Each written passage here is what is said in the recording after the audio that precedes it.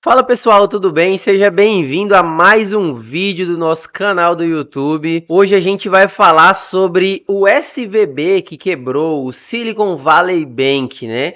Muita gente está aí em dúvida, outros estão apenas agitando as coisas nas redes sociais, dizendo que agora vai quebrar Nubank, vai quebrar Banco Inter, tira seu dinheiro. Então calma, não se apavore, não faça nada antes de ver esse vídeo e entender de fato quem era, o que aconteceu e os possíveis efeitos aí posteriores, tá bom? Vamos lá. Antes de mais nada, eu quero que você se inscreva no canal, deixe o seu like, para que o nosso canal continue crescendo e ajudando mais pessoas.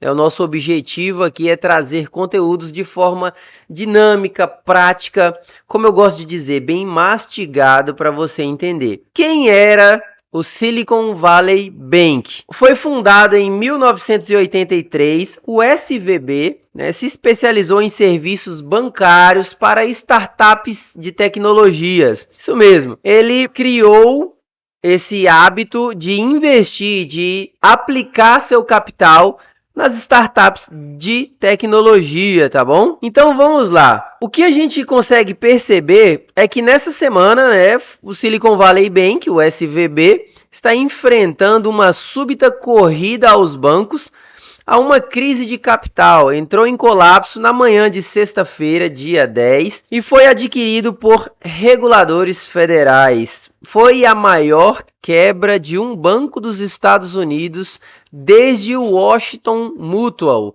em 2008.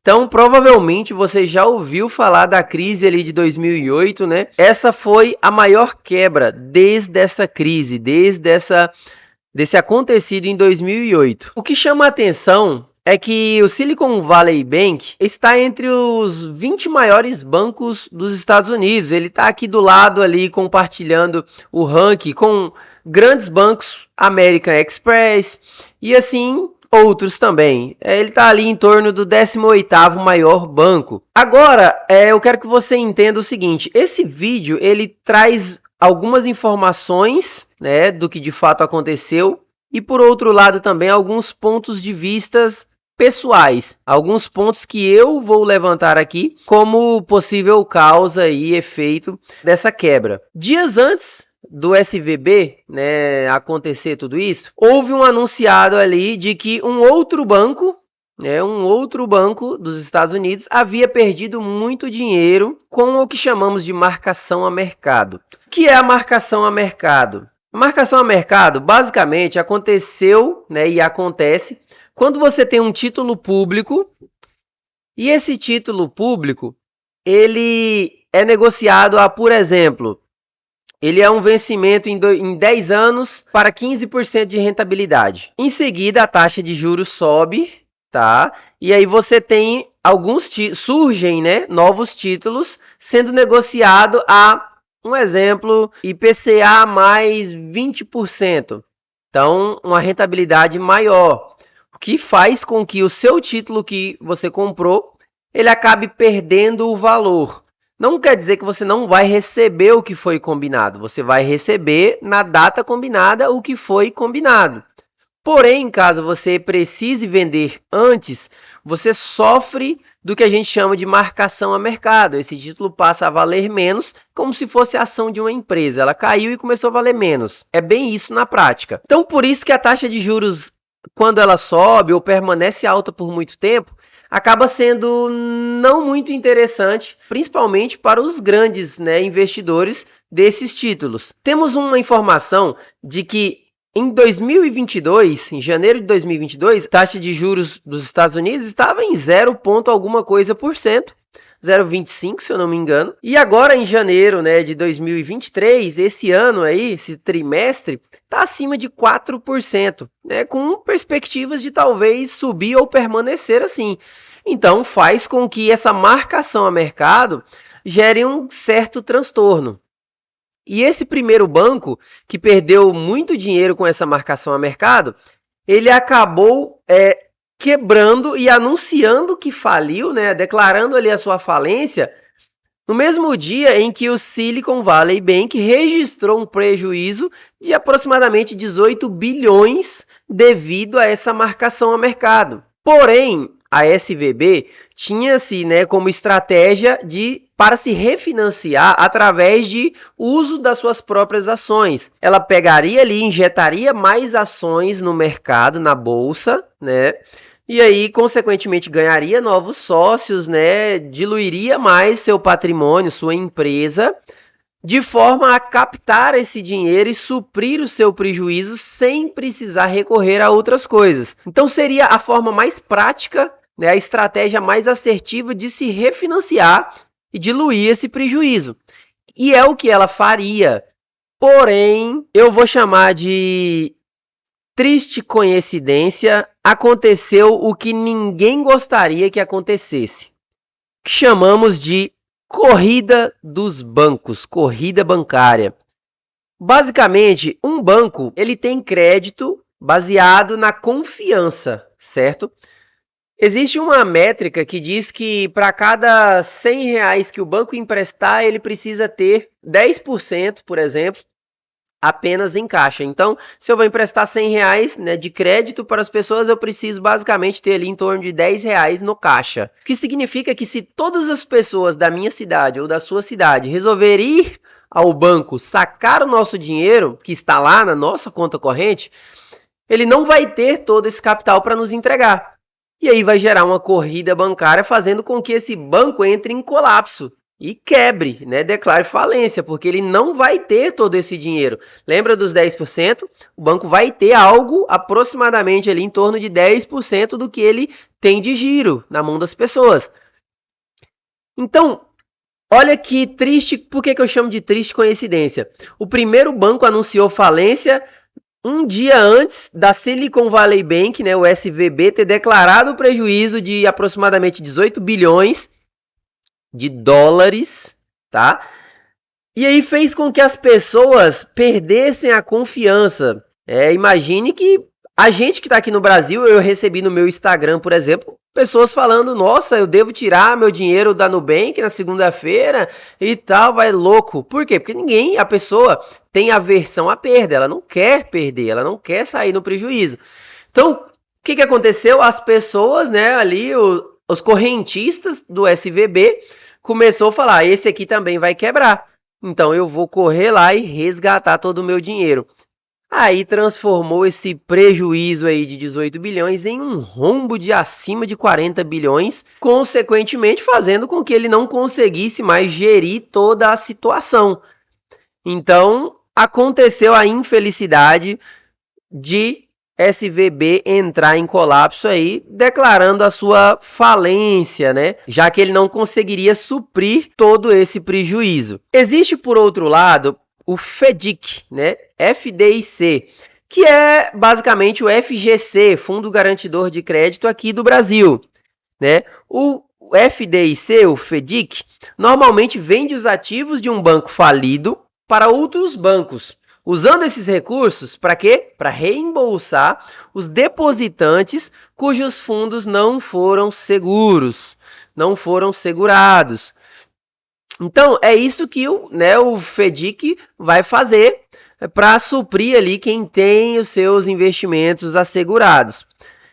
Eu quero deixar aqui algumas considerações de que o SVB é um belo banco, né? Fundado desde 1983, um grande banco ali, investidor de empresas startups de tecnologias, 18º maior banco dos Estados Unidos. Passou por essa situação, eu julgo basicamente por dois fatores principais que eu quero alencar aqui para vocês. Primeiro fator, né? A taxa de juros alta em uma economia em que ela não é acostumada a ficar alta, né? Estados Unidos ela tem uma economia onde as taxas de juros é sempre muito baixas, então esse efeito não é legal para eles lá. Não é legal para ninguém, né? Mas principalmente para eles. E por outro lado, a gente vê o efeito da confiança. Por que R$50 vale R$50? Porque as pessoas confiam que valem R$50. Se a partir de um determinado momento a gente começar a não confiar que R$50 vale R$50, não, R$50 a partir de agora vale 10. o que vai acontecer? Se todo mundo aderir a esse pensamento, R$50 vai valer 10, porque nada supera a força da confiança humana. Grave isso na sua cabeça. Se duas pessoas confiam que eu te entrego o meu dinheiro em troca desse produto ou serviço, porque eu confio que isso vale mais do que o meu dinheiro, por outro lado, a pessoa confia de que o seu dinheiro vale mais do que esse produto ou serviço que eu estou te entregando, é feita a troca. Se não houver essa confiança, não existe negociação. Então, a trajetória infeliz do destino para o SVB. Agora eu vou deixar uma frase aqui que Moya falou na sexta-feira, né? Todo mundo em Wall Street sabia que a campanha de aumento de juros do Fed acabaria quebrando alguma coisa. E agora isso está derrubando pequenos bancos, né? E aí ele coloca aspas, pequenos bancos, né? Pequenos bancos, o 18º maior banco dos Estados Unidos, né? Isso só reforça o que eu falei como primeiro ponto. A taxa de juros alta não é bom. Porém, não vamos confundir com a irresponsabilidade fiscal, que é o que às vezes tentam fazer no Brasil. Que essa taxa de juros tem que cair a todo custo. Não é bem assim, tá? Isso aí gera no agora talvez uma falsa resultado positivo, mas no médio e longo prazo isso é uma catástrofe. Então, não é bem assim, mas isso é tema para outro vídeo. E aí, a gente percebe então que há uma esperança no fim do túnel, mas a merda já aconteceu. Essa é a verdadeira realidade. Já quebrou e tal, mas ainda pode surgir um comprador para o SVB, embora, né, está longe de ser uma garantia de que as coisas vão voltar a ser como era antes. Mas pode acontecer. Agora, respondendo a pergunta que não quer calar e que você com certeza clicou nesse vídeo para saber: aqui no Brasil, o meu dinheiro está protegido? Existe uma lista de empresas, né, de bancos, enfim, que estão relacionadas ao SVB, ou seja, que tem dinheiro lá, que tem capital lá com eles. Exemplo, Locks, aquele joguinho, alguns outros bancos chineses também. Por enquanto, o que temos é uma nota da Nubank dizendo que nós não temos dinheiro, investimentos, correlação com SVB. Então, aparentemente está tudo tranquilo. O Banco Inter também fez um comunicado. Calma, mas a mensagem desse vídeo é que assim, principalmente o objetivo que me fez querer gravar esse vídeo para você foi ver que as pessoas estão carentes de informações, carentes de conhecimento. Eu percebi no meu Instagram o fim de semana inteiro pessoas dizendo que tô com medo, vou perder dinheiro, devo tirar, você tá sabendo de alguma coisa? Fala aí pra gente, o que você acha, qual que é a sua opinião? Antes de mais nada, que bom, espero que ninguém tenha tomado nenhuma decisão. É importante buscar os fatos de verdade e entender antes de fazer qualquer coisa. E segundo ponto, para concluir esse vídeo, é que se por algum motivo, né, lógico que isso pode acarretar um efeito dominó, com certeza, mas a gente precisa dormir tranquilamente, sabendo que os nossos investimentos estão diversificados, está num portfólio bacana e balanceado, para que a gente não precise depender de uma única notícia para alegrar ou detonar o nosso dia, tá bom? Esse é o tema do vídeo de hoje, um vídeo rápido, prático, que eu trouxe para você, trazendo a informação aí de uma forma dinâmica, mastigadinha. Espero que você tenha gostado e vamos torcer para que tudo se resolva. Lembrando que em 2008 foram muitas pessoas que ficaram desempregadas, famílias que ficaram sujeitas a coisas, né, situações tristes. Então não vamos torcer para as desgraças alheias, vamos torcer para que tudo se resolva, tudo dê certo e a economia de lá, da SVB, se recupere. Estamos aí para mais um vídeo e tchau!